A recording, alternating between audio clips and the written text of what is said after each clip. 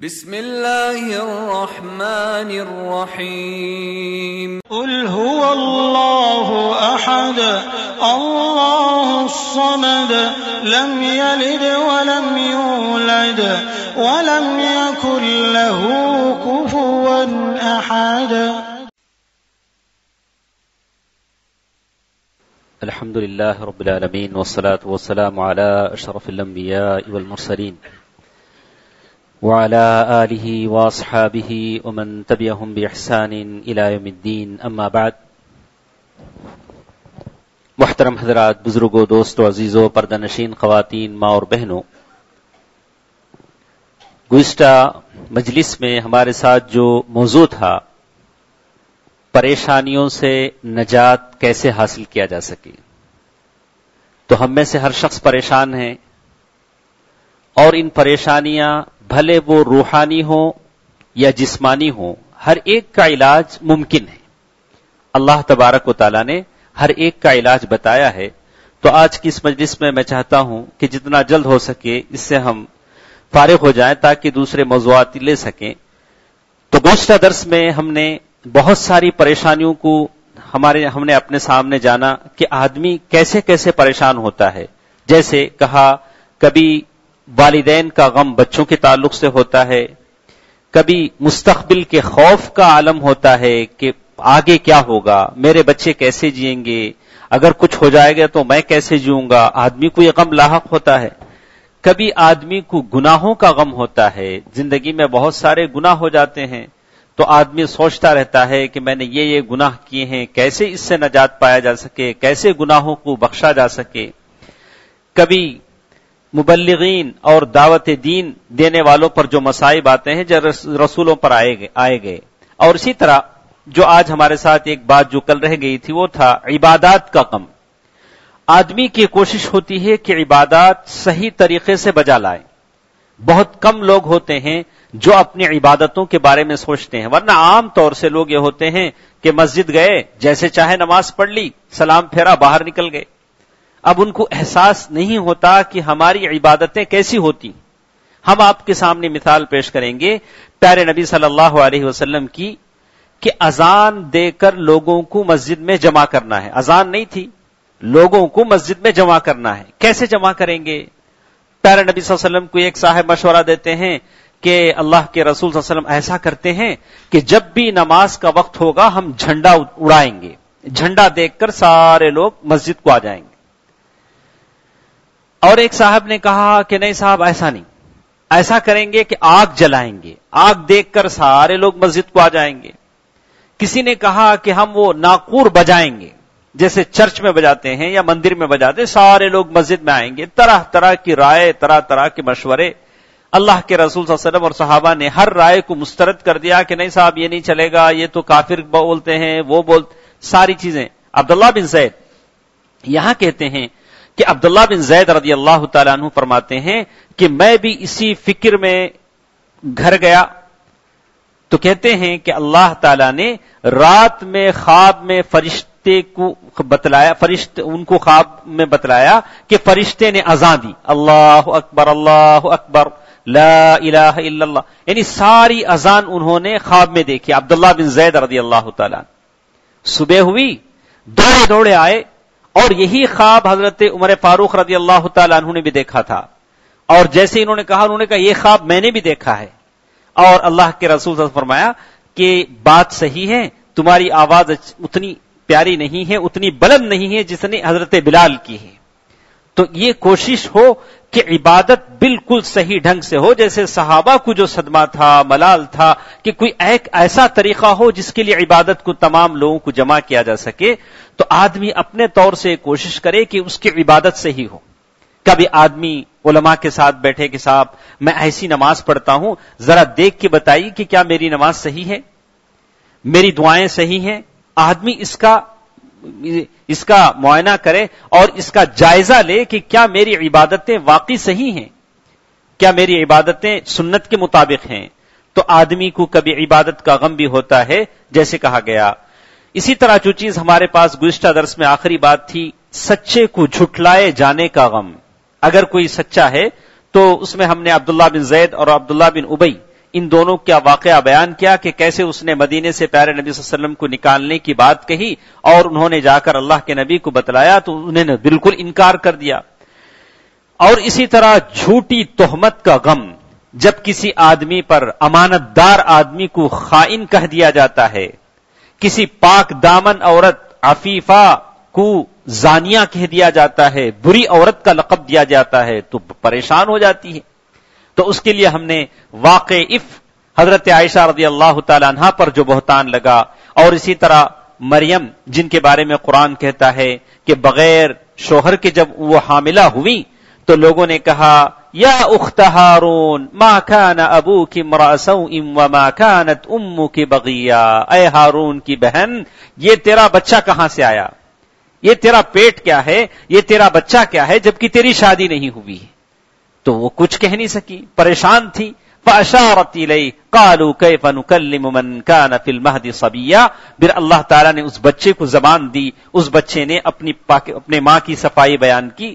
تو کہتے ہیں کہ اور اسی طرح انہوں نے ایک عورت کا ذکر کیا، ایک کالی عورت تھی، حبشیہ تھی، ہمیشہ اللہ کے رسول صلی اللہ علیہ وسلم کے گھر میں آ جاتی تھی اور مسلمان ہوئی تھی. اللہ کے رسول صلی اللہ علیہ وسلم نے مسجد کے قریب ہی اس کے لیے ٹینٹ لگایا تھا اور وہ اللہ کے رسول صلی اللہ علیہ وسلم کے گھر آتی تھی، حضرت عائشہ رضی اللہ تعالیٰ عنہ کے ساتھ بیٹھ کر باتیں کرتی تھی اور ایک شعر وہ پڑھتی تھی. شعر کیا پڑھتی تھی؟ اللہ تعالیٰ بڑا ہی عظمت والا ہے جس نے ایک واقعے کو ذریعہ بنایا میری ہدایت کا کہ میں مسلمان ہو گئی. بار بار پڑھتی.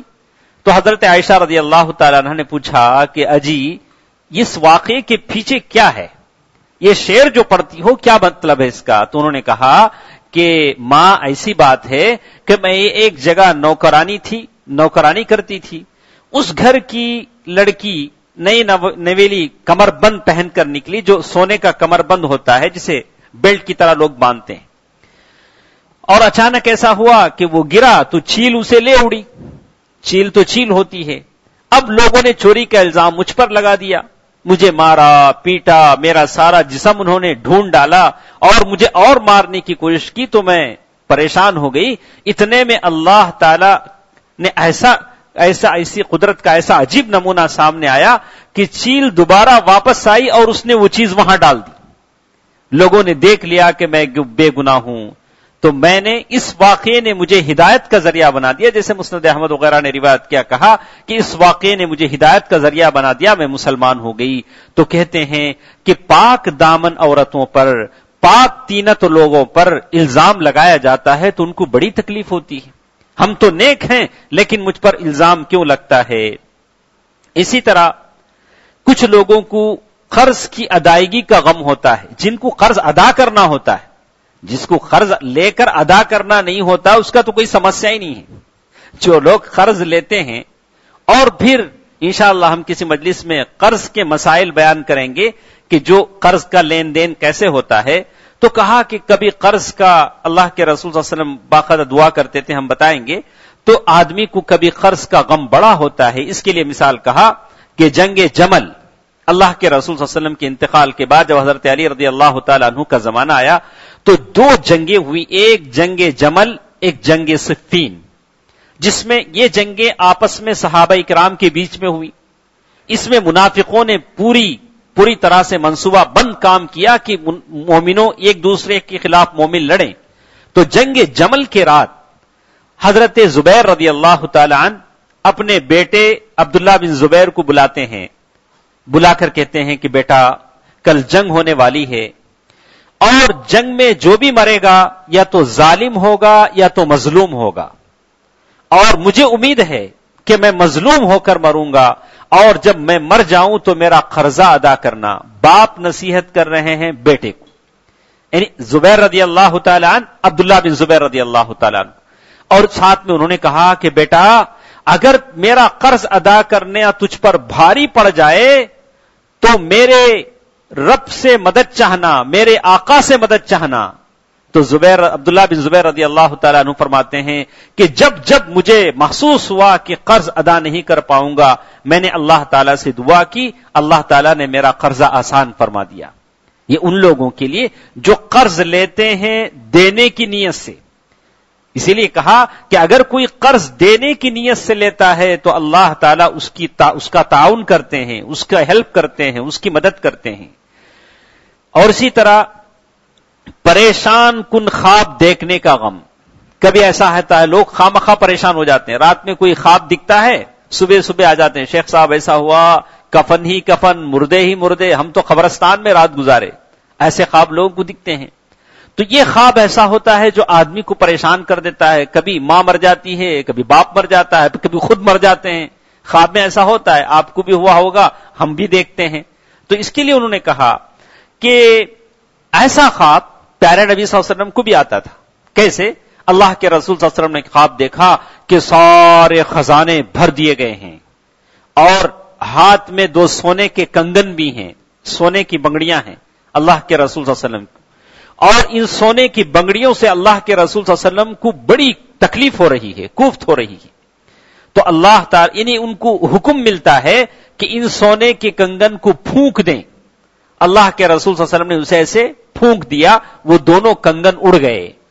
تو صبح اللہ کے رسول صلی اللہ علیہ وسلم نے خواب کی تعبیر بیان کی کہ میں نے خواب دیکھا اور یہ 2 سونے کے کنگن میں نے دیکھے، تو یہ دونوں سونے کی بنگڑیوں سے مراد 2 جھوٹے نبی ہیں جو بعد میں پیدا ہوں گے، ایک قبیلہ ثقیف کا، ایک یمامہ کا مسیلمہ بن کذاب، اور اللہ تعالیٰ نے ان دونوں کو، ایک تو قتل ہوا۔ تو کہتے ہیں کہ خواب، برا خواب آدمی کو دکھتا ہے، جیسے ہم آپ کے سامنے اور ایک مثال بیان کریں گے۔ ابن عمر رضی اللہ تعالیٰ ابن عمر، عبداللہ بن عمر، یعنی حضرت عمر فاروق رضی اللہ تعالیٰ عنہ کے بیٹے کہتے ہیں کہ میں جوان تھا، شادی نہیں ہوئی تھی، مسجد میں سو جاتا تھا۔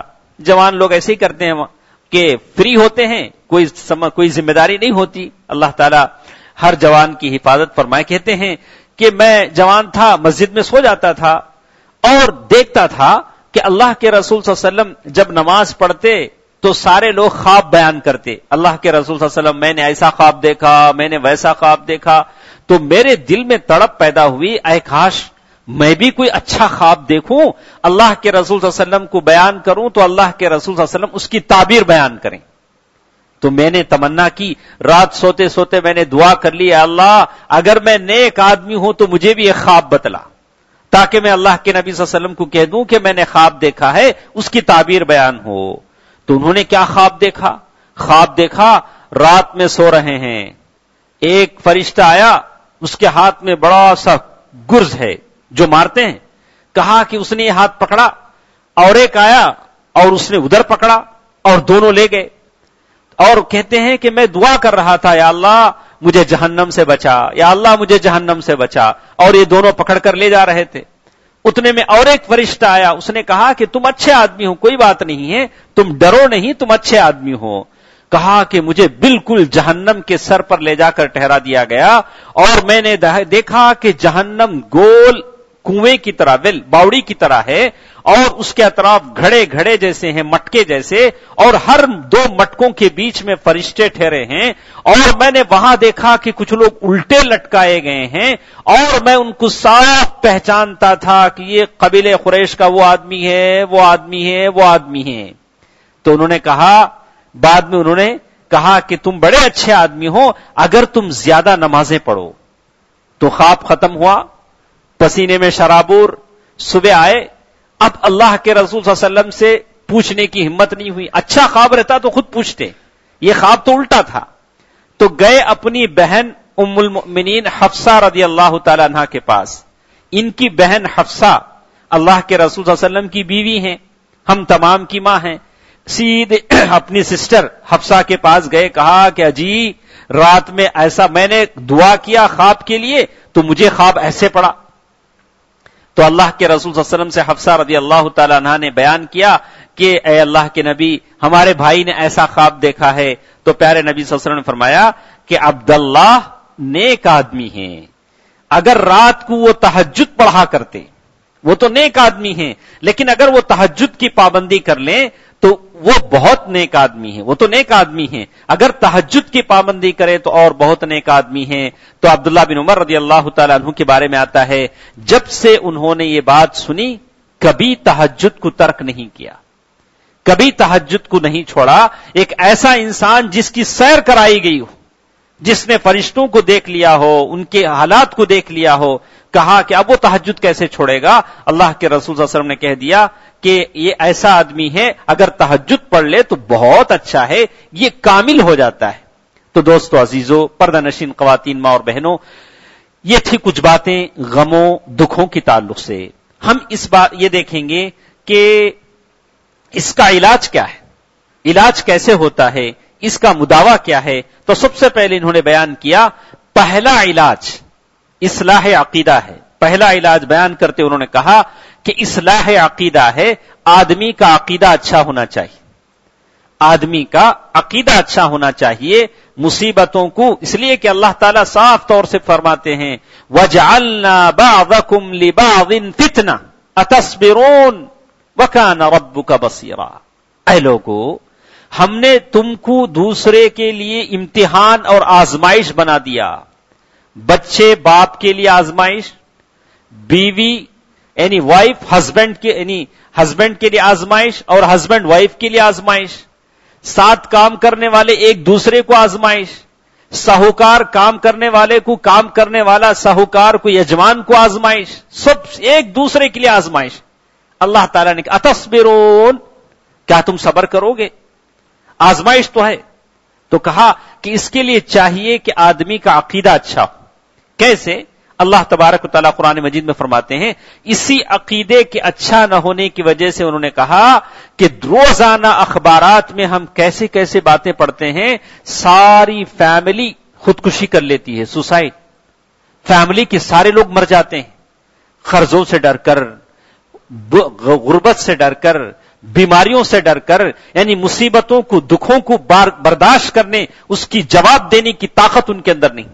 ایسا ہوتا ہے، ایسا ہوتا ہے. تو کہا کہ آدمی اپنا عقیدہ اچھا کرے، اور عقیدہ اچھا کرنے کا مطلب یہ ہے واللہ فضل بعضکم علی بعض. اللہ تعالیٰ یہ کہتے ہیں کہ ہم نے ایک کو دوسرے پر فوقیت دی ہے.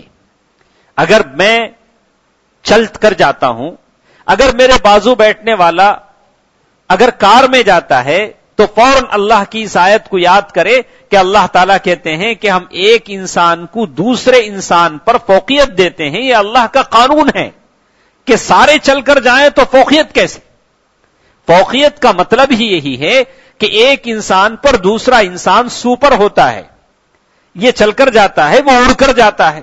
یہی اللہ تعالیٰ کیا امتحان ہے. اسے اڑا کر امتحان لیتا ہے، اسے چلا کر امتحان لیتا ہے. واللہ فضل بعضکم علی بعض فی الرزق. کبھی کہا کہ رزق میں بھی یہی معاملہ ہے. کوئی پانی پی کر سو جاتا ہے، کوئی بریانی کھا کر ہاضمولا کھاتا ہے. اس کو پانی پی کر اتنی اچھی نیند آتی ہے جسے اتنے ہاضمولا کھانے تک اسے نیند نہیں آتی. ایسا بھی ہوتا ہے. کہا واللہ فضل بعضکم علی بعض فی الرزق. کہا کہ رزق کے معاملے میں بھی ہم ایک دوسرے کو فوقیت دیتے ہیں. تو کہا ما اصاب من مصیبت، جو بھی تم کو مصیبت پہنچتی ہے اللہ تعالیٰ نے یہ ساری چیزیں لکھ دی ہیں. الا یعلم من خلق وهو اللطیف الخبیر. اللہ تعالیٰ کہتے ہیں الا یعلم من خلق. ارے لوگو کیسے باتیں کرتے ہو؟ اللہ تعالیٰ نے تم کو پیدا کیا، کہ اللہ کو تمہارے اوپر جو گزرتا ہے وہ معلوم نہیں ہے؟ کیوں نہیں معلوم ہے؟ وَهُوَ اللَّطِيفُ الْخَبِيرُ. اللہ تعالیٰ لطیف ہیں، یعنی باریک بین خبر رکھتے ہیں پورا. خبیر، بہت ہی جاننے والے ہیں. اللہ تعالیٰ کو ساری چیزیں معلوم ہیں. لوگ دعا کہ اللہ دیکھتا نہیں، سنتا نہیں. کیسا نہیں سنتا صاحب؟ اللہ نے تم کو پیدا کیا، سنتا بھی ہے، دیکھتا بھی ہے، لیکن دیر لگتا ہے. ایسا نہیں کہ فوراً بٹن دباؤ تو پرنٹ آؤٹ باہر آ جائے. ایسا تو نہیں ہے. حضرت یعقوب علیہ السلام روتے رہے بیٹے کے لیے. یوسف علیہ السلام کتنے سالوں کے بعد ملے؟ بوڑھے ہو جانے کے بعد، کئی سالوں کے بعد ملے. حضرت ایوب علیہ السلام روتے رہے، اب مرض کی شفا کی دعا کرتے رہے، 17 سال لگ گئے. کبھی ٹائم لگتا ہے. تو آدمی اپنے عقیدے کو مضبوط کرے، اپنے عقیدے کو اچھا کرے کہ میرا اللہ، میرا خالق، میرا رازق، میرا سب کچھ وہی ہے. شافی، معطی، دینے والا، لینے والا، چھیننے والا، زندہ کرنے والا، مارنے والا، سارے کا سارا اللہ تعالیٰ ہے. وہ میری حالت سے باخبر ہے. پہلا علاج یہ بتایا کہ آدمی عقیدے کی اصلاح کر لے. عقیدہ اچھا ہے تو آدھا کام آسان ہے. اور دوسرا علاج بیان کرتے وہ کہتے ہیں کہ آدمی کے اندر تقوی ہو، آدمی متقی ہو. ہم بارہا آپ کے سامنے تقوی کی تعریف بیان کر چکے ہیں، پھر ایک بار ہم آپ کو دہرا دیں. تقوی کی سیدھی سیدھی تعریف کہا، الخوف من الجلیل، اللہ تعالی کا ڈر دل میں ہو، والرضا بالقلیل، جو کچھ تھوڑا بہت مل جائے اس پر آپ خوش ہو جائیں. اللہ نے جو کچھ دے دیا، آدھی روٹی دے دی، نوالا دے دیا، 4 پیسے دے دیے، خوش، اللہ تیرا شکر ہے. والعمل بالتنزیل، قرآن اور حدیث کے مطابق ہمارا چالو چلن ہو. 3 ہی باتیں تقوی کی. تقوی کی 3 ہی باتیں ہیں. اب اس کے لیے ضروری نہیں ہے کہ حد سے زیادہ بڑے اس کے آپ بہت یہ کر دیں، بولیں کہ نہیں ہم بڑے یہ ہیں. نہیں، سیدھا سیدھا تقوی کا تعریف ہے کہ آپ اللہ تعالیٰ سے ڈرتے رہیں. الخوف من الجلیل، اللہ نے جو دیا اس پر خوش ہو جائیں، قرآن و حدیث کے مطابق چلیں. آپ متقی ہیں، آپ متقی ہیں. اللہ تعالیٰ نے کہا وَلَوْ أَنَّ أَهْلَ الْقُرَىٰ آمَنُوا وَاتَّقَوْا لَفَتَحْنَا عَلَيْهِمْ بَرَكَاتٍ مِّنَ السَّمَاءِ وَالْأَرْضِ. اگر کسی بھی بستی والے اگر متقی بن جائیں، آسمان و زمین کے خزانے ہم ان کے لیے کھول دیتے ہیں. تقوی کی دیر ہے. اور یہی اللہ کا نام لینے والے، میں سمجھتا ہوں شاید زمین پر بنگلہ دیش کے لوگ جتنا عبادت کرتے ہوں اتنا بہت کم لوگ کرتے ہیں. بنگلہ دیش میں مسجدیں بھر جاتی ہیں، سجدہ کرنے کے لیے جگہ نہیں رہتی، لیکن جتنے طوفان وہاں آتے ہیں، جتنے لوگ وہاں غربت کا شکار ہیں، شاید ہی کسی ملک میں ہو. اور ایک طرف یہاں لوگ فرض نماز پڑھتے ہیں، تھوڑا بہت اللہ کو یاد کر لیتے ہیں، عقیدہ اچھا ہے، اللہ تعالیٰ نے وہاں پیٹرول کے کنویں بہا دیے، سونے کے پہاڑ اگلوا دیے. ایک طرف تو اللہ یہ عالم ہے.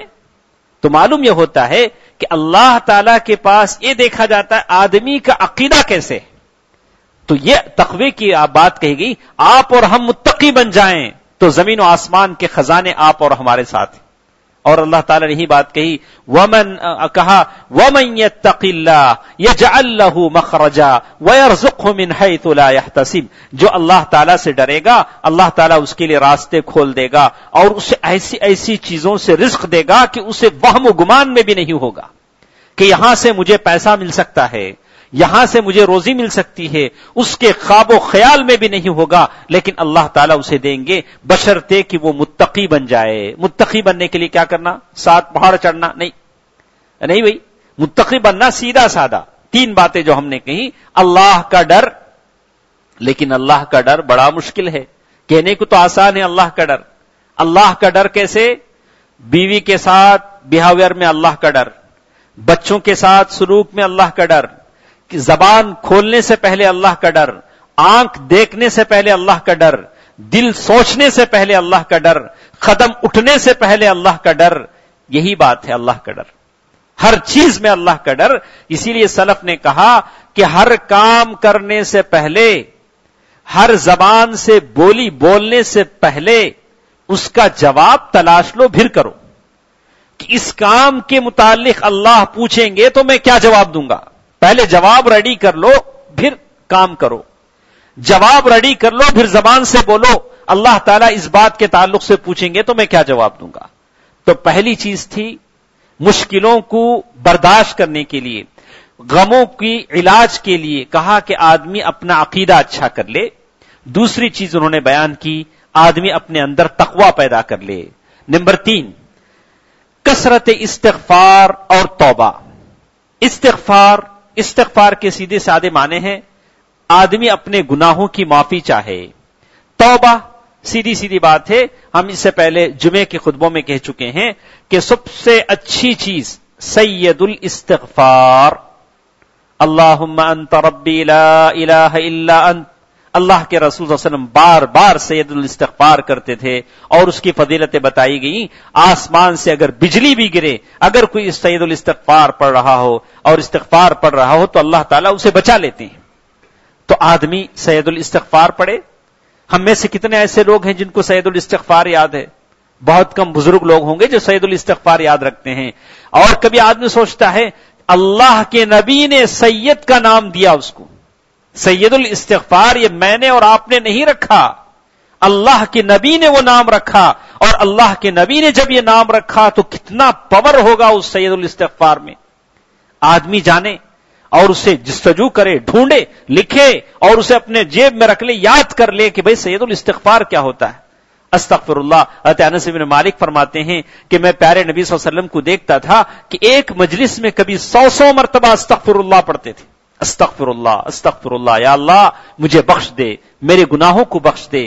اور آدمی یہ توبہ کرتا ہے تو کہا کہ یہ اس کے غموں کا علاج ہو جاتا ہے. اللہ تعالیٰ نے قرآن مجید میں فرمایا وَأَنِ اسْتَغْفِرُوا رَبَّكُمْ ثُمَّ تُوبُوا إِلَيْهِ، اور کہا کہ اگر یہ استغفار کریں، توبہ کریں، تو کبھی کہا يُرْسِلِ السَّمَاءَ عَلَيْكُمْ مِدْرَارًا. ہم نے آپ کو سنایا، کہا کہ حضرت حسن بصری مجلس میں بیٹھے ہوئے ہیں. ایک صاحب آئے، کہا کہ صاحب مجھے بچے نہیں ہوتے ہیں. اور ایک صاحب آئے، کہا کہ ان کو جواب دیا کیا ہے، کہا کہ مجھے اولاد نہیں ہے. کہا کہ جاؤ استغفار پڑھو، استغفر اللہ استغفر اللہ استغفر اللہ پڑھو، گناہوں کی معافی چاہو. اور ایک صاحب آئے، کہا کہ صاحب میرا کاروبار ستیہ ناش ہے، میرے کاروبار میں نقصان ہی نقصان ہے، فائدہ نہیں ہے. کہا کہ استغفر اللہ پڑھو. اور ایک صاحب آئے، تو ایسے ہر آدمی کو 4-5 لوگوں نے ایک ہی علاج بتایا. تو ساتھ والے نے کہا کہ صاحب جو بھی آیا آپ نے ایک ہی دوائی دی، اسے سر درد کا بھی ایک ہی دوا، پیٹ درد کا بھی ایک ہی دوا، بخار کی بھی ایک ہی گولی. تو انہوں نے یہ آیت پڑھی، کہا وَأَنِ اسْتَغْفِرُوا رَبَّكُمْ ثُمَّ تُوبُوا إِلَيْهِ يُرْسِلِ السَّمَاءَ عَلَيْكُمْ مِدْرَارًا.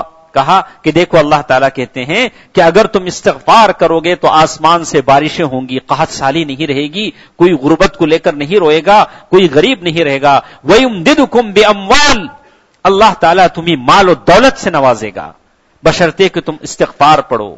اپنی تعریف ذرا کم کرو، اللہ کی تعریف زیادہ کرو، گناہوں کی بخشش چاہو. وَيُمْدِدُكُمْ بِأَمْوَالٍ وَبَنِينَ، تمہاری گود بھر دے گا، تمہارے گودوں میں بچے لہلہائیں گے، تمہیں اولاد پیدا ہوگی. وَيُمْدِدُكُمْ بِأَمْوَالٍ وَبَنِينَ وَيَجْعَلْ لَكُمْ جَنَّاتٍ، اور تمہیں جنات باغات دے گا، بڑے بڑے آم کے اور کھجور کے.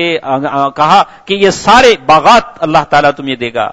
وَيَجْعَلْ لَكُمْ جَنَّاتٍ وَيَجْعَلْ لَكُمْ أَنْهَارًا مَا لَكُمْ لَا تَرْجُونَ لِلَّهِ وَقَارًا. ارے تم کو کیا ہو گیا ہے، اللہ کا وقار، اللہ تعالیٰ کی وقار کو نہیں سمجھتے ہو. تو کہا کہ غموں کے علاج کے لیے کہا کہ آدمی استغفار کرے، استغفر اللہ پڑھے. تو اس کی بہت ساری باتیں ہمارے ساتھ ہیں. تو یہ 3 چیزیں ہوئیں. ویسے ہمارے پاس انہوں نے جیسے اس میں انہوں نے کہا کہ 27 علاج یعنی 27 علاج انہوں نے بتایا ہے. آج کے اس درس میں ہم شاید 4 علاج ہم سن چکے ہیں. یہ کہا عقیدے کی اصلاح ہو، اور دوسری بات کہا آدمی کے اندر تقویٰ ہو، اور تیسری بات کہا کہ زیادہ سے زیادہ استغفر اللہ پڑھے، استغفر اللہ پڑھے، اور اللہ تعالیٰ سے گناہوں کی معافی چاہے، توبہ کرے. اور توبہ کی شرائط تو آپ کے پاس معلوم ہے کہ کہا کہ توبۃ النصوح، ایسی توبہ جس کو اللہ تعالیٰ قبول کر لے کہ آدمی دوبارہ اس گناہ کے نہ کرنے کا عزم کرے، اور اگر کسی کا حق لیا ہو تو اسے واپس کر دے، اور اس گناہ پر نادم ہو، شرمندہ ہو، اس کو توبۃ النصوح کہتے ہیں.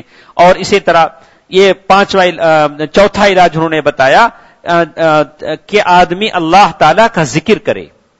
اس بات کو لے کر ہم اپنی بات ختم کرتے ہیں انشاءاللہ، پھر درس میں ہم یہ کریں گے. کہا کہ چوتھا علاج بتاتے انہوں نے کہا کہ آدمی اللہ تعالیٰ کا ذکر کرے. اللہ تبارک و تعالیٰ قرآن مجید میں فرماتے ہیں الا بذکر اللہ تطمئن القلوب، الا بذکر اللہ.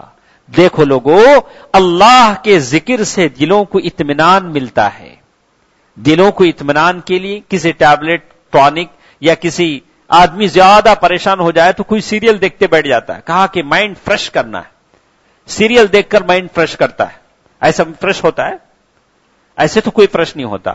تو کہا لیکن اللہ کی کتاب کہتی ہے الا بذکر اللہ، اللہ تعالیٰ کا ذکر ہے، اسے کرو. تطمئن القلوب، دل مطمئن ہو جاتے ہیں، دلوں کے اندر طمانینت، سکون آ جاتا ہے. جیسے اللہ تعالیٰ نے کہا کہ دوسرے آیتوں میں اللہ تعالی نے کہا وَمَنْ أَعْرَضَ عَنْ ذِكْرِي فَإِنَّ لَهُ مَعِيشَةً ضَنْكَا وَنَحْشُرُهُ يَوْمَ الْقِيَامَةِ أَعْمَى، جو شخص بھی مجھے بھلا دے گا، میرے ذکر سے، میری باتوں سے اعراض کرے گا.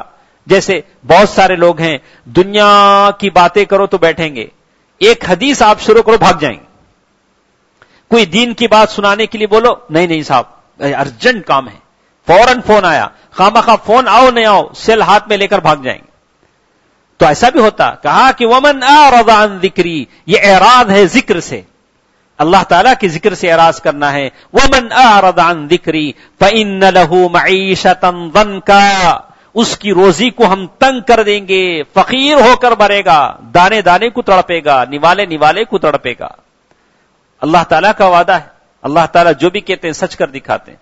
وَمَنْ أَعْرَضَ عَنْ ذِكْرِي فَإِنَّ لَهُ مَعِيشَةً ضَنْكَا وَنَحْشُرُهُ يَوْمَ الْقِيَامَةِ أَعْمَى، قیامت کے دن اسے ہم اندھا بنا کر اٹھائیں گے. زمین میں چونکہ اندھا بنتا تھا زندگی میں، قیامت کے دن بھی اندھا بن کر اٹھے گا.